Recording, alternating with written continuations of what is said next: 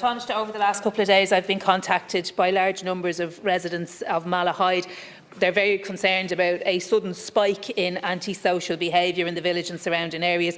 Taoiseach, did this happen before, and a very increased invisible Garda presence really helped in the resolution of it?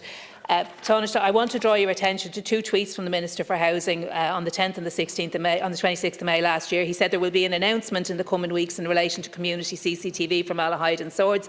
16 days later, he said he was delighted no less, to report that CCTV had been approved for Malahide Village and Swords and will be installed by the June bank holiday. There's no CCTV, Taoiseach, in either Swords or Malahide at the moment, but the programme for government does commit us to externally reviewing the legal and organisational framework governing community CCTV. Taoiseach, can you advise of the status of the tweets from the Minister for Housing? Are we going to see the CCTV pilot in Malahide and Swords? And indeed, are we going to see a manifestation of the commitment in the programme for government that you will prioritise visible policing in both rural and urban communities?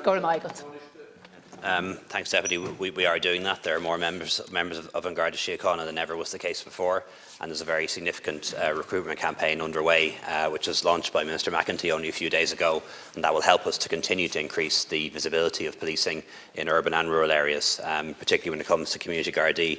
In relation to CCTV, we have a problem, and we're working through the issues at the moment, and that's all around data protection. And you can have CCTV.